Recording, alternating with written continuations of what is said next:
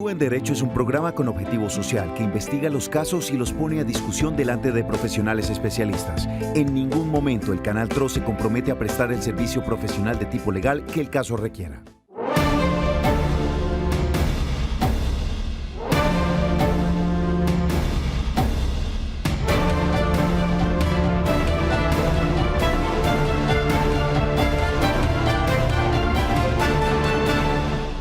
Hola, muy buenas tardes para todos, bienvenidos a Actúa en Derecho. Aquí estamos cumpliendo esta nueva cita con todos nuestros televidentes en el programa jurídico de El Canal TRO, en medio de esta bonita labor social que tiene Televisión Regional del Oriente con todos nuestros televidentes, de poderles brindar algún tipo de acompañamiento y asesoría en medio de las situaciones que puedan estar viviendo al interior de sus casas en este aislamiento obligatorio decretado por parte del Gobierno Nacional a raíz de la pandemia del COVID-19. Hoy vamos a estar hablando de un tema muy importante que tiene que ver con responsabilidad médica, pero sobre todo con los llamados falsos positivos del COVID-19. ¿A qué nos referimos? Hacemos referencia específicamente a aquellas familias que han sido víctimas de estas situaciones que se están presentando en algunos centros médicos donde ingresan sus familiares con algún tipo de patología, luego resultan pues que ha fallecido esta persona, pero no les entregan el cadáver porque al parecer la respuesta es que ha muerto por COVID-19 cuando sus familiares manifiestan que eso no es cierto. Pues de eso vamos a estar analizando un poco en la tarde de hoy. Por eso saludamos a nuestra abogada de la casa, la doctora Marlene Murcia, quien ya se encuentra conectada con nosotros. Doctora Marlene, buenas tardes. Hola John, buenas tardes. Buenas tardes para todos nuestros televidentes. Cordial saludo. Esta tarde vamos a tocar un tema pues no muy grato realmente, pero es una situación que se viene presentando. Hemos tenido noticias, hemos escuchado, hemos visto noticias sobre este tema, y es personas que se quejan de que sus familiares no entraron o no ingresaron a una entidad hospitalaria por cuenta del COVID-19 y que sin embargo les dicen al momento de su fallecimiento que ha sido por COVID-19. Se ha llegado incluso a hablar de temas de corrupción, pues estos manejos especiales tienen también unos pagos y unos tratamientos pues especiales. Entonces esta tarde vamos a tocar este tema y vamos a hablar con un especialista en responsabilidad médica para saber hasta qué punto o qué tanto tiene de responsabilidad, por ejemplo, el médico que trató la enfermedad de este paciente. Esperamos que estén muy atentos, que estén pendientes, y ya vamos a hablar con nuestro especialista sobre este tema. Muy bien, por eso invitamos a nuestros televidentes a que desde ya se conecten con nosotros. Lo pueden hacer a través de nuestro Facebook Live. También lo pueden hacer enviándonos un mensaje de texto o sus audios a través de nuestra línea de WhatsApp, el 310-245-8548, o se pueden comunicar con nosotros vía telefónica al 648-4820. Aquí estamos listos y prestos para escucharlos y para poder brindarles ese tipo de asesoría que ustedes necesitan en este momento si han sido víctimas de estas situaciones que estamos presentando o las que vamos a analizar en la tarde de hoy. Vamos a saludar ya a nuestro abogado invitado en la tarde de hoy. Se trata del abogado Jesús Albrey González Páez, especialista en responsabilidad médica. Abogado, muy buenas tardes y bienvenido a Actúa en Derecho. Bueno, muy buenas tardes a todos, a toda la teleaudiencia de Actúa en Derecho. Muchísimas gracias por la invitación y aquí estamos dispuestos a resolver todas las inquietudes.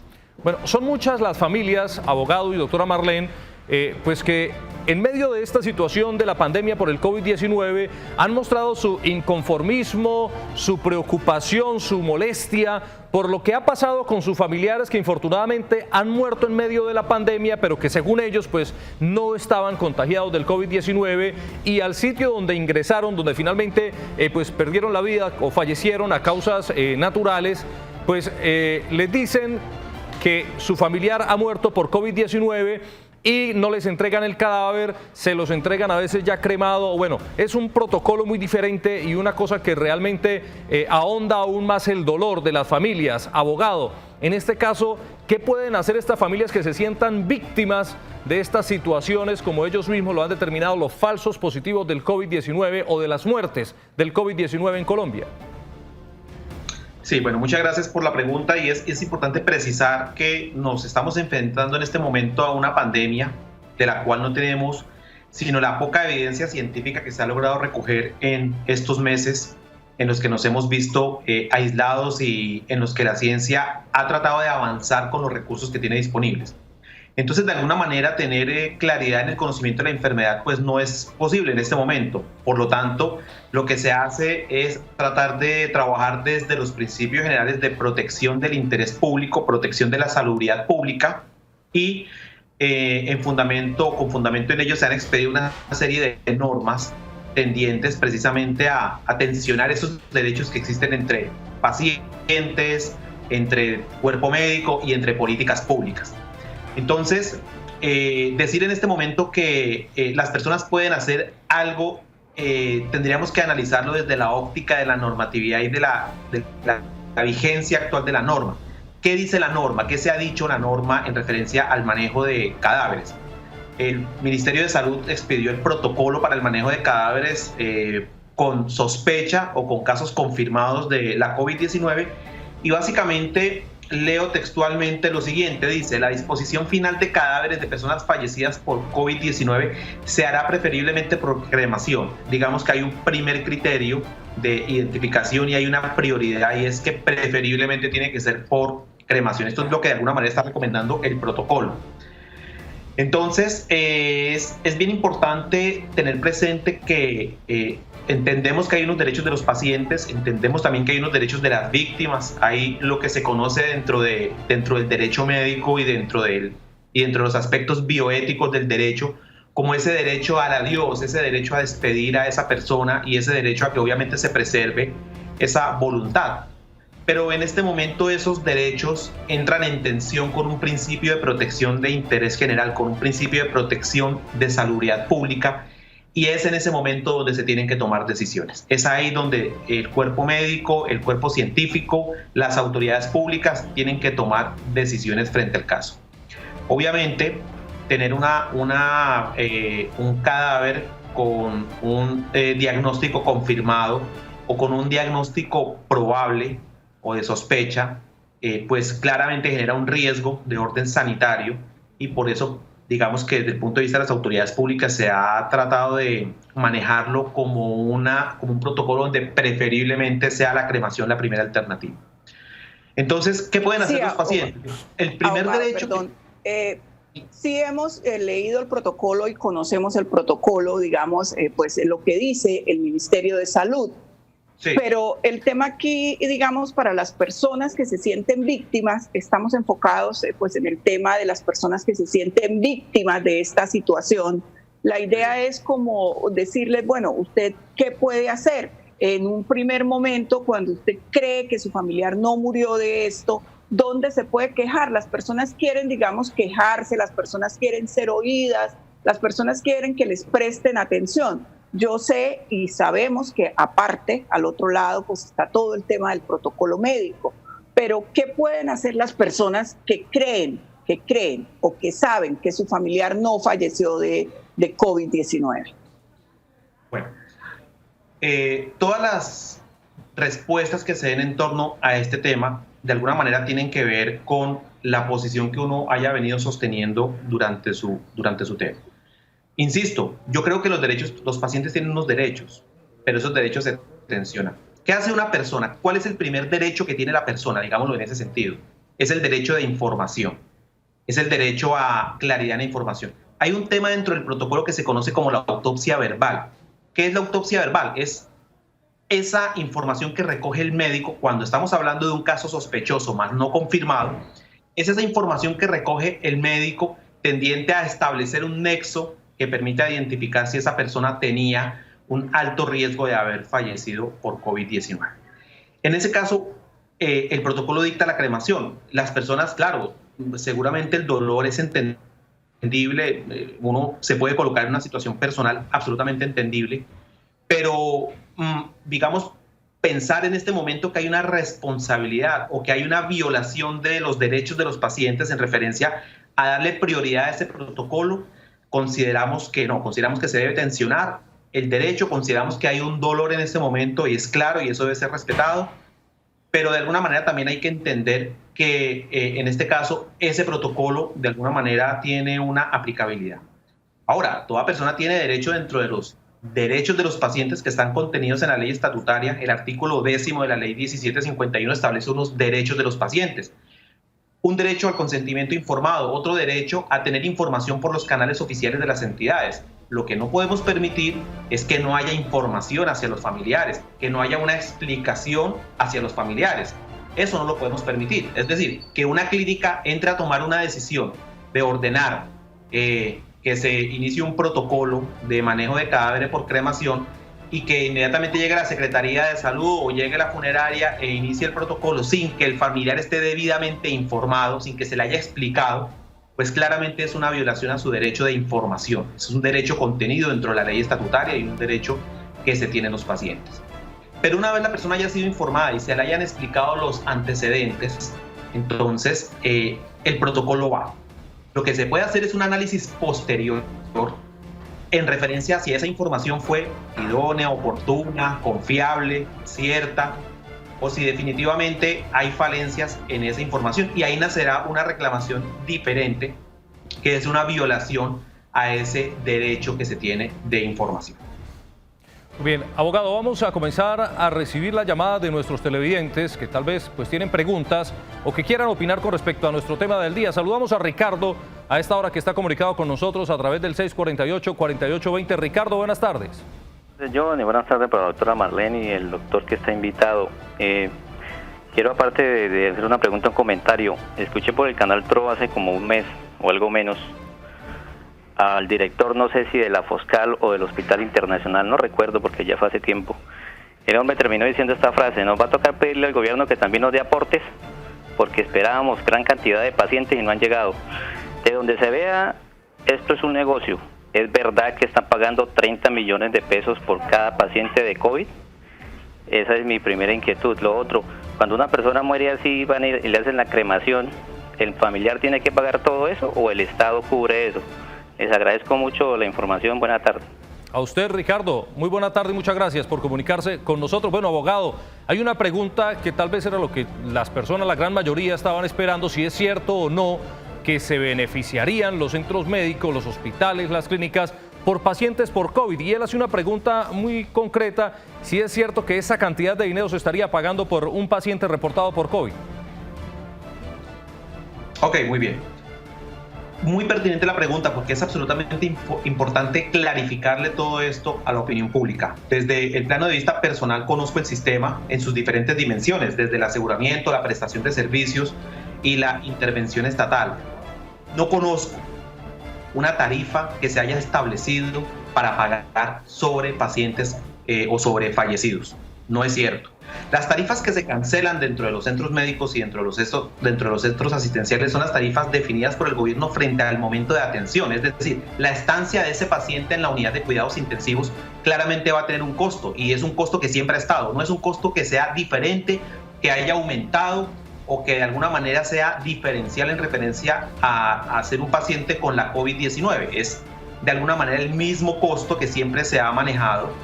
Entonces de pronto ha habido una campaña de desinformación tendiente a decir que claro, como las estancias seguramente en las unidades de cuidados intensivos de alguna manera se prolongan, obviamente son pacientes que requieren ventilación asistida y la ventilación asistida se hace en una unidad de cuidado crítico, en una unidad de cuidado intensivo.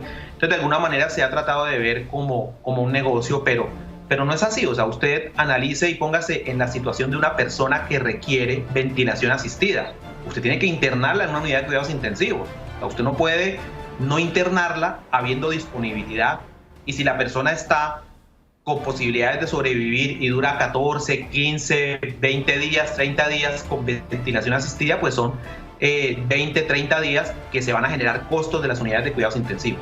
Pero no hay un valor diferencial que se conozca y no tendría razón de ser porque no hay recursos ni hay una política que pague eso. O sea, ¿quién pagaría 30 millones de pesos? No entendería ni siquiera de dónde sale esa cifra por un paciente COVID. Porque entonces fallecido el paciente pagamos 30 millones de pesos.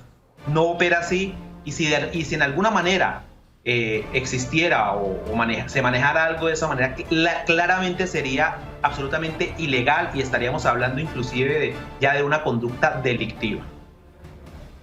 Bueno, entonces digamos que aclaramos ese primer mito, podría llamarse mito urbano, que está empezando a generarse. Las personas están creyendo que cuando una persona tiene COVID e ingresa a un centro hospitalario, entonces van a pagar una suma que pues a todas luces parece exorbitante, porque no tendría el Estado cómo solventar todas estas sumas de dinero. Entonces es bueno que aclaremos con una persona como el abogado que nos acompaña, conocedora del sistema, que esto no es cierto. No es cierto que por un enfermo de COVID estén pagando 30 millones. Eso no es cierto. Entonces descartamos ese primer, digamos, mito urbano que se está generando a nivel de la ciudad y del país. Bien, la otra pregunta que tenía el televidente, abogado, con respecto a quién asume los gastos de la cremación en este caso, la familia o el centro médico a donde fue llevado este paciente en su momento.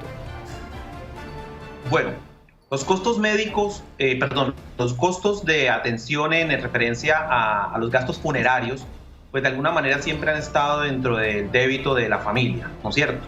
Obviamente tenemos situaciones excepcionales donde no hay capacidad de pago, tenemos personas que no tienen recursos económicos y el mismo protocolo, de hecho, ha establecido que en este caso podrían hacerse cargo de estos gastos, ha autorizado a las secretarías distritales y municipales de salud a asumir estos costos frente a familias o frente a poblaciones que no tengan o un seguro funerario o no tengan la posibilidad de acceder a esta cremación. Bien. Hay un mensaje que nos acaba de llegar a través de nuestra línea de WhatsApp, el 310-245-8548, con un tema bastante importante y delicado que realmente me gustaría también que analizáramos. Pero antes vamos a saludar a María, que está con nosotros también a través del 648-4820. María, buenas tardes. Buenas tardes, muy buenas tardes. Que Dios los bendiga a todos y los proteja. A usted igualmente, María. Cuéntenos desde dónde nos llama y en qué le podemos ayudar. Hace como un mes se murió la esposa de un tío. Y ella tenía una operación de corazón abierto, ¿no? Murió en el Internacional. Entonces ella murió como a las 3 de la tarde y a las 5 ya la cremaron. No es justo, porque ningún familiar pudo verla. ¿Ella murió en medio de la cirugía que le estaban haciendo? No, señor, ella hacía días tenía la cirugía. Okay. La llevaron porque está un poco enferma, pero no de coronavirus. Pero me parece una tristeza de que uno no pueda ir a verlos.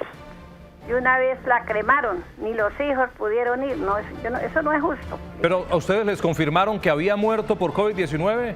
Pues no le confirmaron nada, pero de una vez dijeron que tocaba cremarla porque supuestamente era eso. Entonces, a eso es que nosotros nos referimos. Son unas personas que ya tenemos 70 años. Por una casualidad va uno, de pronto, porque es interpenso, porque es algo. Entonces ya se muere y ya dicen que coronavirus. Yo no estoy de acuerdo, porque ustedes tienen familia también, ¿cierto? Claro que sí, María. Tanto los médicos como los abogados. Entonces, ahora, ¿por qué todo el que se muere tienen que cremarlo? ¿Qué pasa ahí en eso? Muy bien. María, muchas gracias por comunicarse con nosotros. Lamentamos que le haya pasado esto a usted y a su familia, pero sí realmente, abogado y doctora Marlene, esto se nos ha convertido, esta pandemia del COVID-19 se nos ha convertido en que ahora todos los muertos en el país tienen relación con el coronavirus o con el COVID-19, doctora Marlene.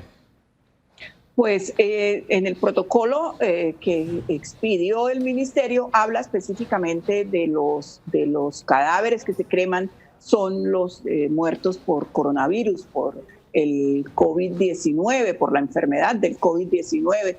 Abogado, ¿este protocolo es extensivo para cualquier persona que muera en este momento en un centro médico, así no sea por COVID-19? No es extensivo. Únicamente el protocolo está autorizado para casos confirmados de COVID-19 o con alguna sospecha seria dentro de ese procedimiento que les he estado explicando de que tenía un riesgo de contagio, pero no frente a las demás enfermedades. Y aquí es un tema que yo quiero hacer un llamado también a la información por parte de las entidades de salud, y es el siguiente. Yo puedo tener una patología de base, una insuficiencia renal, por decir algo. Esa es mi patología de base y sobre ese tema yo puedo en este momento ir a consultar los servicios en salud. Pero probablemente o posiblemente también en algún momento puede haber adquirido el coronavirus en algún momento y ser un paciente que en ese momento no tenga síntomas o sea asintomático frente a esa enfermedad. pero cuando la persona es tratada, obviamente hay un protocolo en este momento de ingreso en las entidades hospitalarias donde de alguna manera se hace una prueba que permite en ese momento saber si la persona tiene un contagio o no, porque obviamente va a entrar en un sitio donde hay otras personas enfermas o otras personas recibiendo atenciones en salud y de alguna manera tiene que protegerse a esa comunidad. Entonces en ese momento es cuando se empiezan a identificar esos pacientes que de alguna manera son asintomáticos pero que ya tienen la enfermedad, y por eso su patología de base o su fallecimiento puede estar asociado a una patología de base inicial, pero muy seguramente agravado por la presencia del virus en su organismo. Entonces, ¿qué debe suceder acá? Acá debe haber una mejor información por parte de las entidades en salud hacia los familiares, es decir, explicarles de forma clara que había una patología de base y que también se llegó con el contagio. Por eso, sí, ahora, una cosa que es bien importante tener clara, y es que si el contagio, yo puedo demostrar que el contagio se produjo dentro del centro asistencial, que es una opción también posible, es decir, yo puedo llegar efectivamente sin el virus en el organismo al centro asistencial y allí lo contraigo, en ese caso será lo que se conoce como una infección asociada a la atención en salud, lo que antes se conocía como las famosas enfermedades nosocomiales, que son esas bacterias que se adquieren en el ambiente intrahospitalario. Hoy día se llaman infecciones asociadas a la atención en salud. Pero establecer el nexo de una infección asociada a la atención en salud en este momento del coronavirus no es fácil, porque no hay un conocimiento científico profundo de la enfermedad. Entonces, usted póngase en el lugar del centro asistencial, no va a ser fácil poder determinar si el contagio fue en el centro asistencial o fue antes de la llegada del paciente al centro asistencial, porque de alguna manera hay un tiempo de que no se presentan síntomas. Y esto, al ser un virus, obviamente hay una prueba confirmatoria, pero sus manifestaciones son de carácter clínico. La fiebre, la tos, la dificultad para respirar. Entonces, si una persona no presenta síntomas, no manifiesta síntomas, y su prueba en ese momento sale negativa, entonces no podemos estar hablando de una infección asociada a la atención en salud en ese momento. Y más adelante puede resultar la prueba positiva, pero muy seguramente puede haber un tiempo de incubación del virus. Entonces, técnicamente todavía no tenemos una respuesta. La respuesta se irá dando desde el punto de vista jurídico en la medida que se vayan presentando los casos, pero casos como este seguramente llegarán a los tribunales y a las altas cortes y tendrá que empezar a decidirse si se actuó bien, se actuó mal.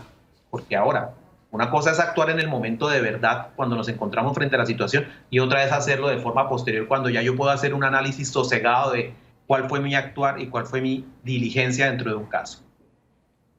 Sí, porque es que una de las quejas recurrentes es que creman creman los cadáveres y después resulta que la prueba era negativa. Entonces, esta es una de las quejas recurrentes frente al procedimiento de cremación de cadáveres.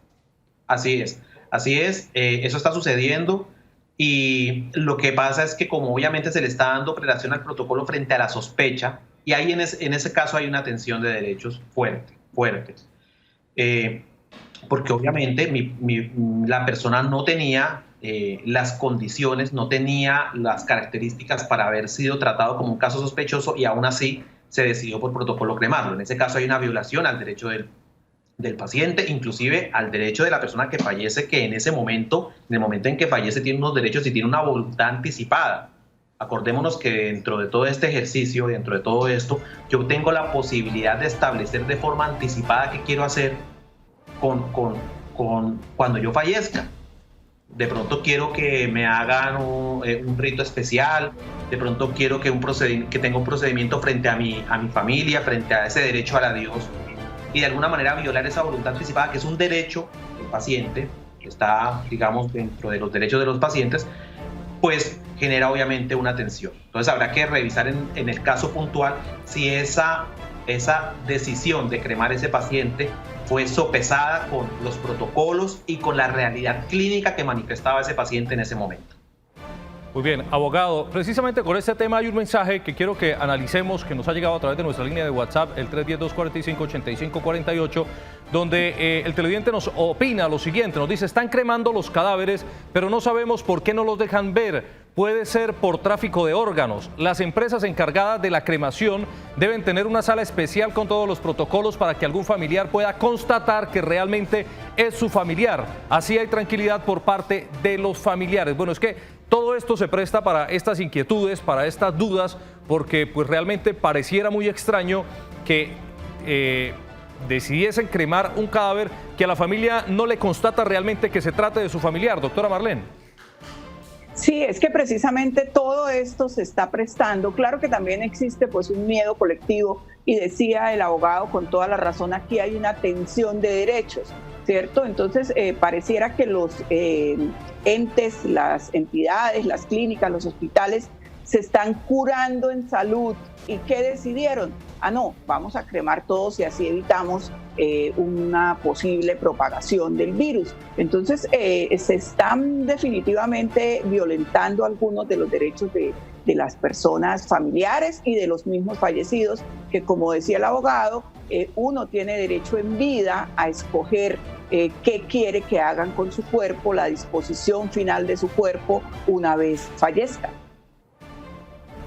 Sí, y lo otro es que queda en el aire, abogado, pues la sensación de la familia es que algo están haciendo oculto. Sí, en este caso lo que nos decía el televidente, pues que ahora ya se incluye también una especie de tráfico de órganos, pues que es lo que nos dice el televidente. Y eso es a raíz de todas estas situaciones, abogado. Sí, bueno, lamentablemente es claro que hay un pánico generalizado, hay un miedo colectivo y seguramente empezarán a salir muchísimas teorías y por supuesto en el evento en que se encuentre que podamos probar una conducta que atente contra los derechos de los pacientes o las víctimas, pues claramente tendrán las autoridades que intervenir de forma contundente y sellar inclusive estos establecimientos en el evento en que se presenten algunas prácticas que obviamente no estén dentro del marco de los protocolos. Pero sí, de alguna manera hay que entender la razón por la cual en ese momento hay un protocolo frente a ese manejo, a esa disposición final de cadáveres, y obviamente implica un tema de embalsamar, de empacar, de asegurar ese cuerpo. De hecho, si usted revisa el protocolo, están inclusive suspendidas las autopsias médico-legales, salvo en excepcionales casos. Entonces, estamos en una situación excepcional. No podemos olvidar que estamos en un estado de excepción. Eso es absolutamente claro, que estamos en una emergencia sanitaria declarada por el ministro de Salud desde el pasado 12 de marzo y un consecuente estado de excepción. Una cosa es la emergencia sanitaria y otra cosa es el estado de excepción de emergencia social, que pareciera que es lo mismo, pero son dos cosas diferentes. Desde la emergencia sanitaria que se declaró por parte del ministro y desde el estado de excepción, abogado, muy seguro. Dígame. Abogado, voy a tener que interrumpirlo un momento, tenemos que cumplir con unos compromisos comerciales, vamos a hacer una pausa y al regreso seguiremos analizando esta situación y a recibir más llamadas y mensajes de nuestros televidentes. Hacemos una pausa en Actúa en Derecho y ya continuamos con más.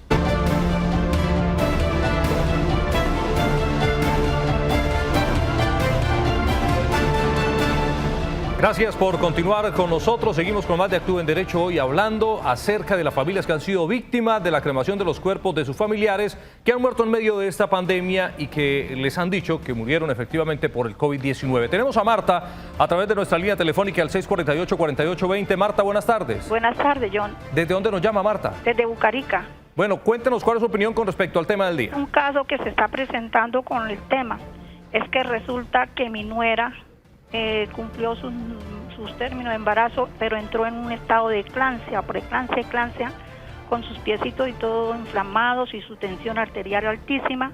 La llevaron a urgencias a la clínica Chicamocha para incluso inducirle el parto y resulta que ella en medio de su estado de salud tiene el bebé, se lo alcanzan al bebé, lo ve que es un niño blanco y claro, porque yo soy también con esas características.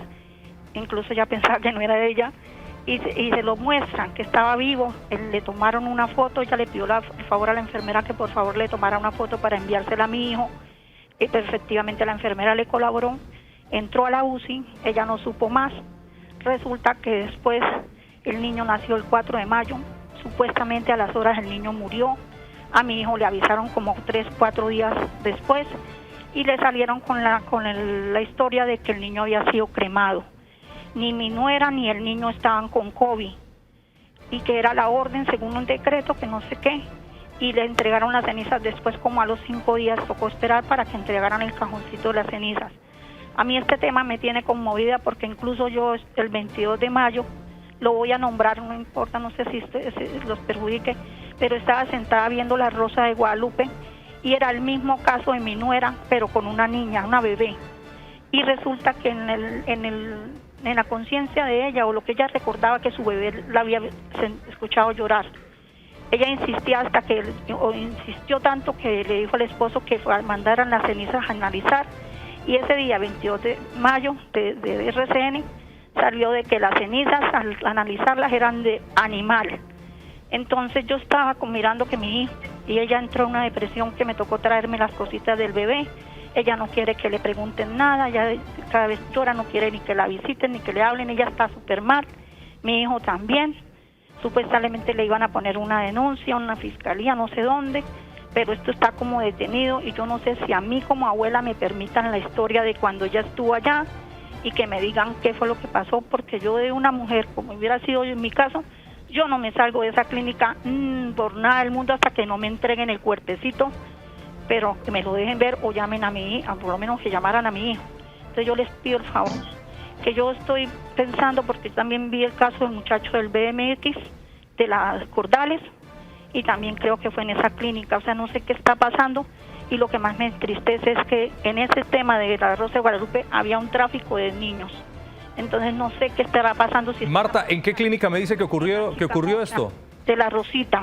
¿En qué clínica me dice, Marta? La Chicamocha de la Rosita. En la clínica Chicamocha. Marta, no vaya a colgar, vamos a preguntarle al abogado a ver el que le puede recomendar a usted en este caso. Lamentamos realmente por lo que está pasando usted, por lo que está pasando su familia completa con esta situación.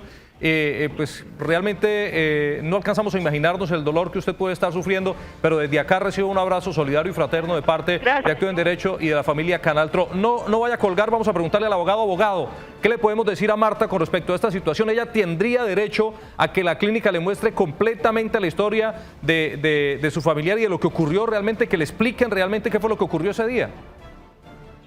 Sí, bueno, primero que todo un saludo a la señora Marta y también pues lamentando muchísimo lo sucedido, el dolor debe ser muy grande. Por supuesto, de hecho, si hay una información a los 5 días, como manifiesta ella, y en que no se sabe qué pasó con el tema, no hubo una información en su momento, claramente hay una violación de todos los protocolos y de todos los derechos de los pacientes.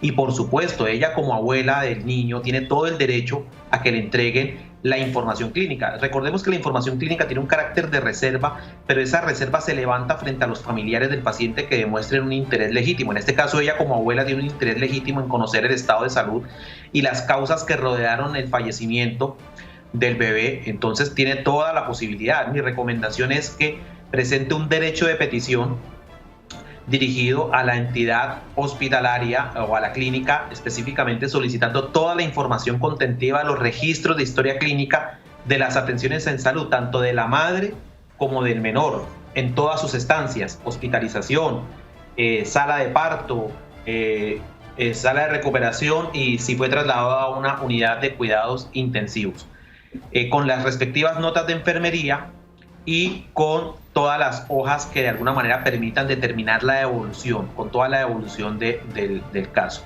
Y lo siguiente es que pueda someter esto al análisis de una persona, de un médico o de un experto en estos temas que de alguna manera logre identificar si hay alguna evidencia de violación de normas dentro de ese registro de historia clínica.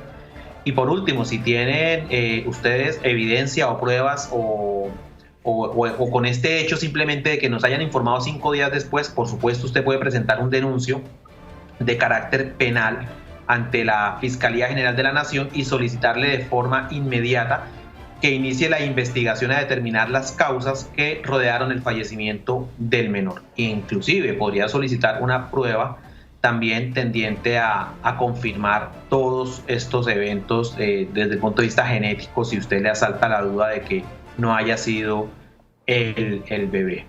Entonces, por supuesto, tiene todas las herramientas y tiene todos los canales legales y obviamente en caso de que no haya una respuesta a esa entrega de esa historia clínica, usted puede interponer una acción de tutela para que se le proteja el derecho fundamental de petición.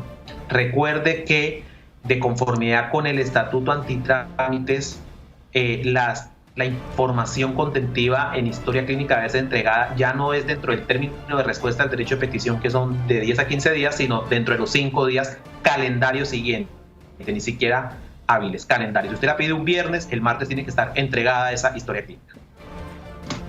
Abogado, es que realmente esta es la situación que se está viviendo. A esto es que hacemos alusión hoy en el programa y es que se están cremando a toda persona que ingrese y fallezca en un centro médico, lo están cremando. Esa es la verdad, eso es lo que está ocurriendo, y pues este caso de Marta es muy delicado. Ya el abogado le dijo qué puede hacer. Marta, hágalo, realmente lo sentimos muchísimo, es una situación que no quisiéramos ni siquiera imaginar, pero tiene que empezar a hacer todo este procedimiento para que pueda lograr dilucidar y saber qué fue lo que realmente ocurrió en el caso de su nuera y de su nieto.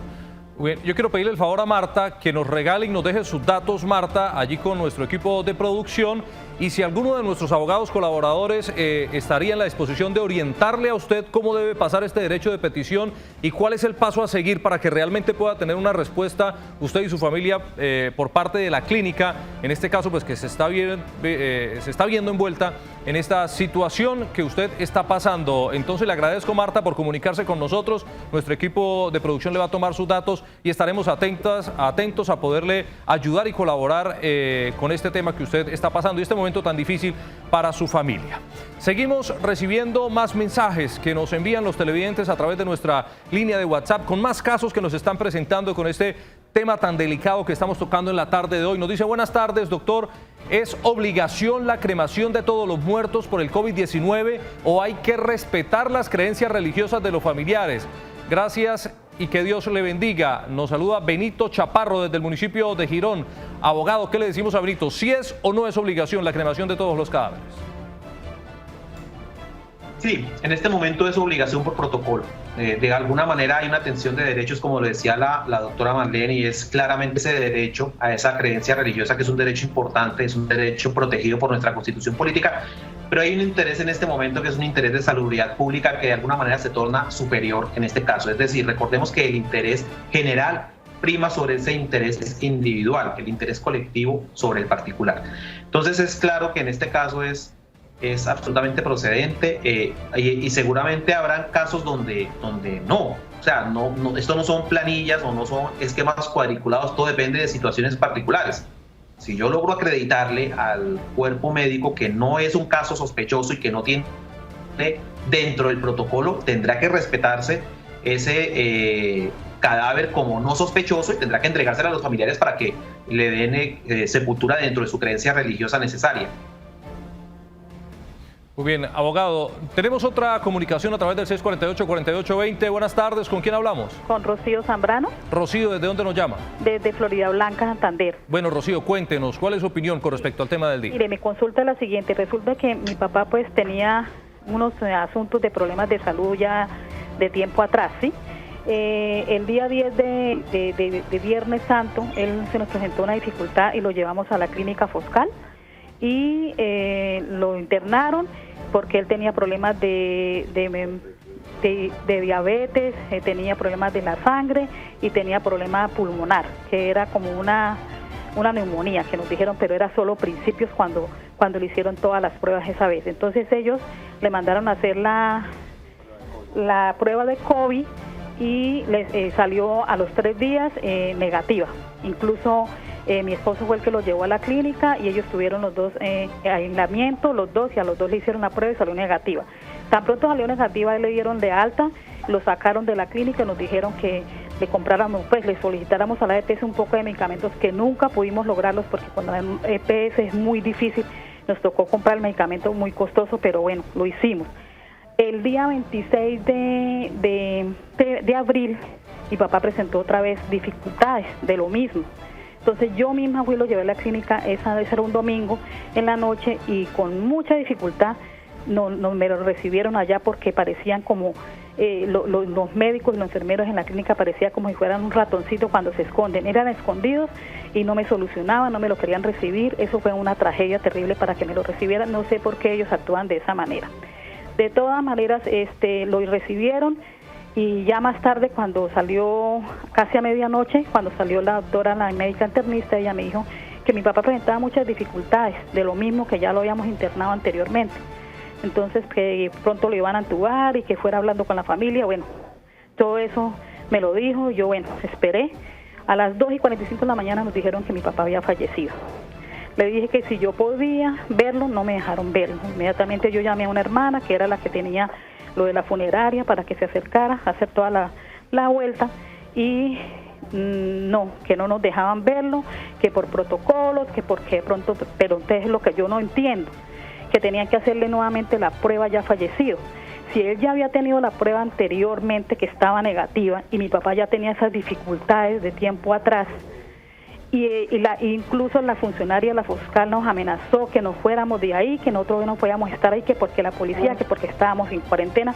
O sea, fue una manera el trato que nos dieron, y arbitrariamente todo lo que hicieron con nosotros, y definitivamente a nosotros no nos dejaron ver a mi papá más, y a la hora o las 2 horas que nosotros estábamos haciendo la vuelta con la funeraria a ver si se podía hacer el velorio como es debido.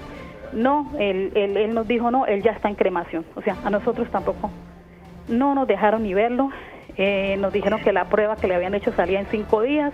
A los 4 días nosotros bregando y mirando a ver quién nos daba el resultado, hasta que hicimos un poco de investigaciones nosotros mismos y encontramos que la prueba había salido el mismo día a las 7:30 de la noche negativa. Entonces, no sé, ¿qué pudiera hacer yo? Porque el dolor de nosotros es muy grande. Nosotros no pudimos darle lo que mi papá merecía, y él no murió por COVID.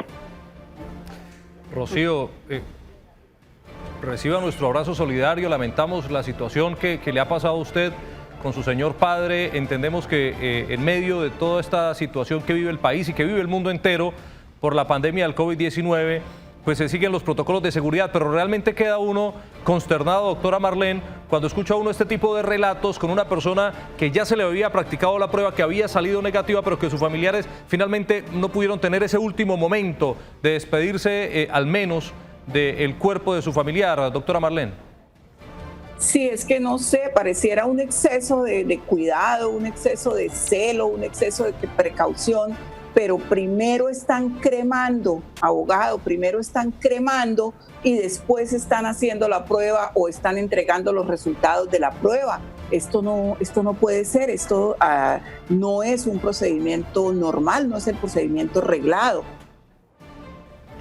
Sí, claro, claramente no, claramente el protocolo indica primero la información al paciente, la información clara, y de ahí, digamos, toda la aplicación del protocolo. Lo que no puede ocurrir es que se decida tomar una decisión como esta sin siquiera informarle a los pacientes, sin siquiera darles a conocer y sin siquiera explicarles, y que tiempo después les digan que es que fue por protocolo que fue cremado.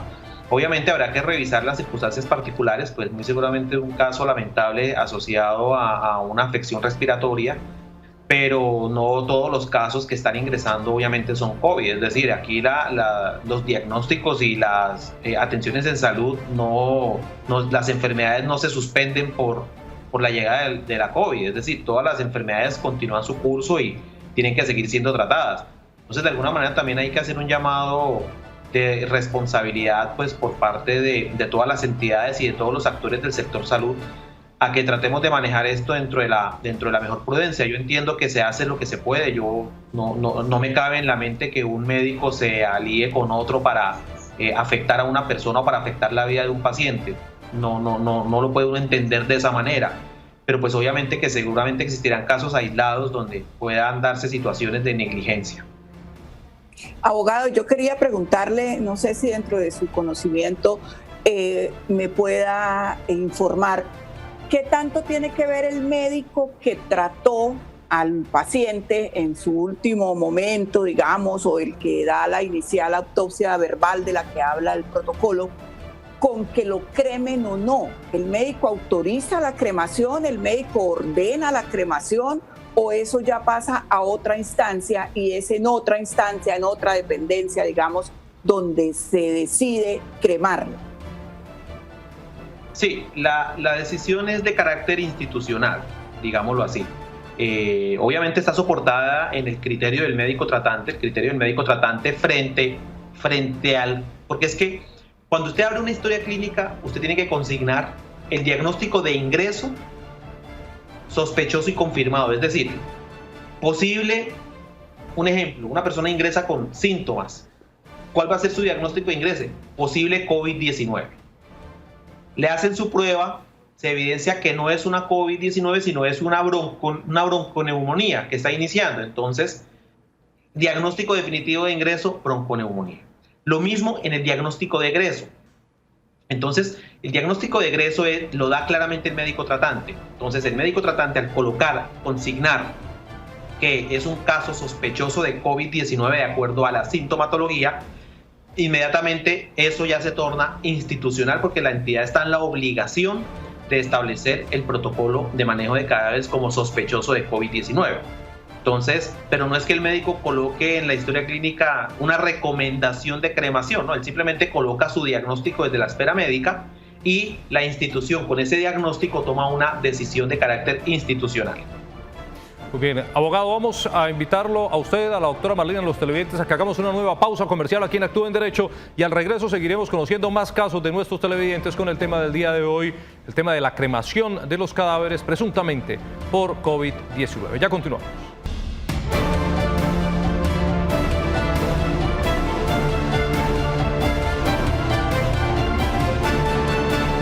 Gracias por continuar con nosotros. Seguimos con más de Actúa en Derecho. Saludamos ahora a Lucía, que está con nosotros a través del 648-4820. Lucía, buenas tardes.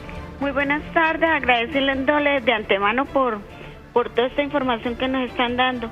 Y quiero hacer dos comentarios. Vean, en un programa periodístico que dan sobre COVID ahí mismo en el canal TRO, informaron los médicos de México, que es desde donde se transmite ese programa, que sí los costos del COVID habían aumentado en 10 veces más que el cuidado de una neumonía.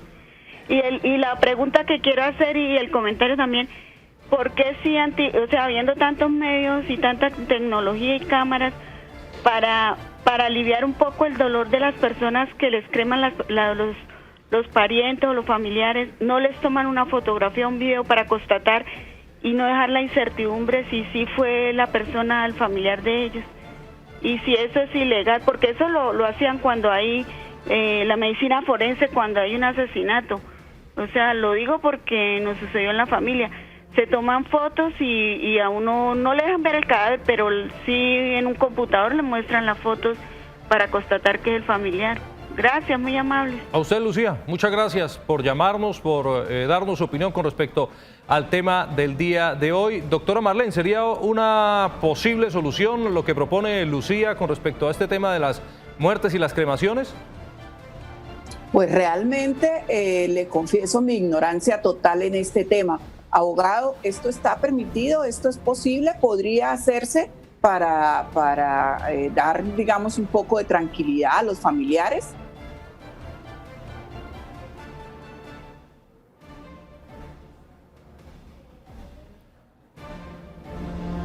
Muy bien, vamos a tratar de retomar y mejorar la comunicación con nuestro abogado en la tarde de hoy, el abogado Jesús Albrey González Páez, especialista en responsabilidad médica, que nos acompaña hoy y nos está ayudando a entender un poco más esta difícil situación que se está viviendo con el tema del COVID-19 y lo que plantean nuestros televidentes, muchos de ellos que nos han llamado, que han sido y se sienten víctimas de todo esto que está ocurriendo por la cremación de los cuerpos o los cadáveres de sus familiares. Abogado, lo que nos decía Lucía con respecto al tema de las fotos, bueno, me dice la producción que todavía no tenemos al abogado. Hay una pregunta que yo quería hacer, me dicen que ya listo, abogado. Lo que nos decía Lucía con respecto al tema de la toma de fotografías o el tema de los videos, ¿sí estaría dentro de los protocolos que se pudiesen ejecutar para que la familia tuviera un poco más de tranquilidad? Sí, yo la escuché.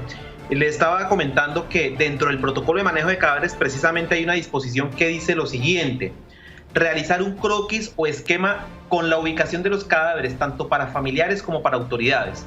Entonces, de alguna manera hay la posibilidad de hacerlo. Obviamente, pues un croquis es una representación gráfica de algo. No hay un protocolo en referencia a la toma de fotografías y pues desde el punto de vista de la bioética no se ve bien. Pero si el croquis de alguna manera pudiera documentarse de la mejor forma, las autoridades pueden documentar los croquis de acuerdo al protocolo de elaboración de croquis y puede documentarlo también con registros fotográficos si lo consideran. Pero ya es un tema de decisión de las autoridades. Podría intentar la señora solicitarle a las autoridades o previamente los pacientes que cualquier disposición cuando les estén haciendo el consentimiento informado frente a la atención del paciente, que por favor renuncian a esa digamos, violación ética de fotografías sobre cadáveres y que solicitan que se les entregue fotografías de los cadáveres de sus familiares. Podría solicitarse, pensaría que ayudaría muchísimo a las víctimas, no vería una ilegalidad. De hecho, insisto, el mismo protocolo está permitiendo realizar el croquis, entonces de alguna manera podría ser un integrante de ese esquema de información de información a los familiares. Muy bien, abogado, ya para finalizar, quería hacerle una pregunta. Este tema de los protocolos que hemos estado manejando, en cierto modo, estarían blindando a los centros hospitalarios, a las clínicas, a los hospitales, de alguna posible demanda por parte de los familiares, o los familiares de que se sienten víctimas de esta situación sí podrían ejercer algún tipo de reclamación o demanda contra estos centros médicos. Sí. ¿Cómo funciona el régimen de la responsabilidad frente a una negligencia o frente a una conducta negligente? Entonces tenemos que acreditar 3 elementos estructurales. El primero es la ocurrencia de un daño. El segundo es que ese daño haya sido asociado a una conducta negligente de carácter activo u omisivo por parte del médico tratante o por parte de la institución frente a su cumplimiento normativo. Y tercero, que haya una relación causal entre ese daño antijurídico y esa conducta.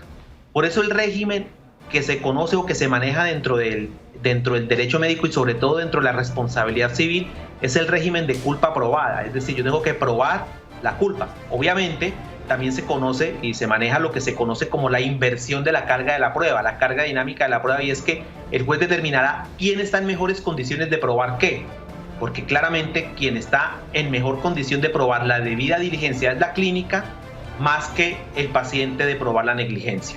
Entonces, de alguna manera puede solicitarse, puede demandarse, claro que sí. Lo que tendrá que acreditarse dentro de esa demanda es el cumplimiento de esos 3 elementos, todos, no puede faltar ninguno, para que de algún momento haya una declaratoria de responsabilidad institucional frente a una negligencia en un procedimiento de atención médico. Bien, abogado, muchas gracias. Infortunadamente se nos ha acabado el tiempo. Agradecerle a usted por acompañarnos en la tarde de hoy. Muchas gracias también a la doctora Marlene Murcia y a todos nuestros televidentes por su amable sintonía. Recuerden que mañana viernes tendremos una nueva cita a partir de las 2 de la tarde aquí en Actúe en Derecho.